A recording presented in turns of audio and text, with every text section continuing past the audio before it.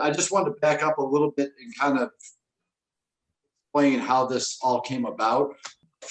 Rick, I'm guessing it was probably about a month ago. I had gotten a call. I'm in sales. I was on the road, and I got a call from a former rep for Blast One, who I've known for years. Let's just call this person Bob.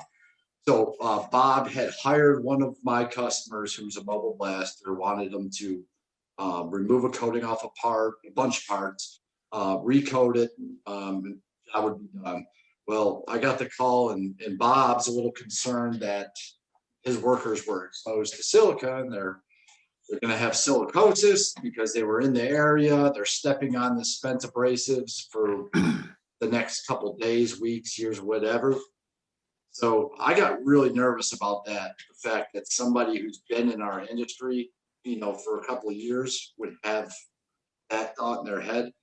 So I reached out to Rick, knowing him from on LinkedIn. He engages a lot, puts out a lot of really good stuff there, and just had this kind of germ of an idea of, hey, let's get on and do a short little interview and talk about the crushed glass product and try to inform people a little bit about it, those who don't know that much. And it kind of snowballed into the Blue Dog podcast from there.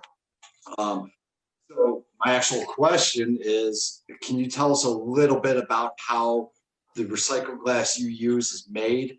Yeah, first, let me tell you, that's a very common question people have, because think about this for a second.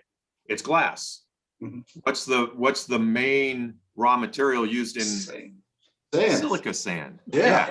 So everybody's going, oh, it's silica sand. My gosh, it's it's silicosis. It's gonna kill you. Well, when you melt, here's a very short version. I won't get into the the Bill Nye Science Guy version of this thing.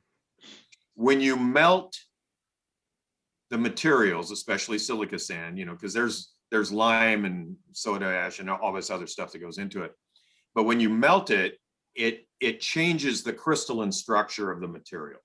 And it takes it from a crystalline silica to an amorphous silica through the heating melting process. Slags that we're all familiar with in this industry are also amorphous silica products. So when it goes through that process of melting and reconstituting it, that crystalline silica becomes amorphous silica. And as we all know, amorphous silicas are virtually free of free crystalline silica. Yeah. And so that it's a real common question that we're asked, because everybody goes, well, it's silica sand over here when you make it. Why isn't it over here when you use it? It's because of, at the molecular level, it's changed when it goes through the melting process.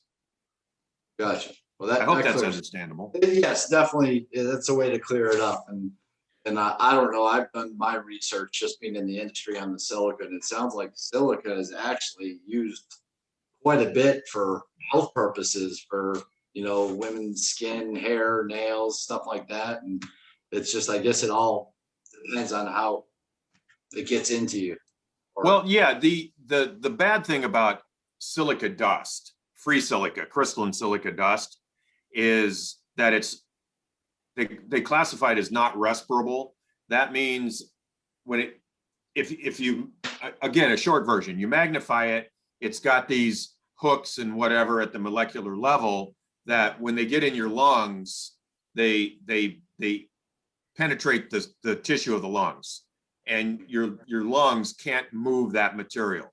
And as it does move around, it scars the lungs. Mm-hmm. Whereas amorphous silica dust, it's classified as a nuisance dust. It is respirable. It will move and come out of the lungs. You can respirate the dust. Gotcha. Yeah, and I was a little confused on that. I've always read that, it gets in your lungs, it dies, and that scar tissue that builds around it is what leads eventually to silicosis. And I always assumed, gosh, wouldn't just about any dust kind of, but now that you've explained it, it makes sense to me. So yeah, and that like 2 or 3 years ago is when all the the silica rules really came into effect, and it's based just around silica dust, and all the rules came in, grinding, all the construction rules came into play, and silica dust is the is the thing that you need to control. Yeah.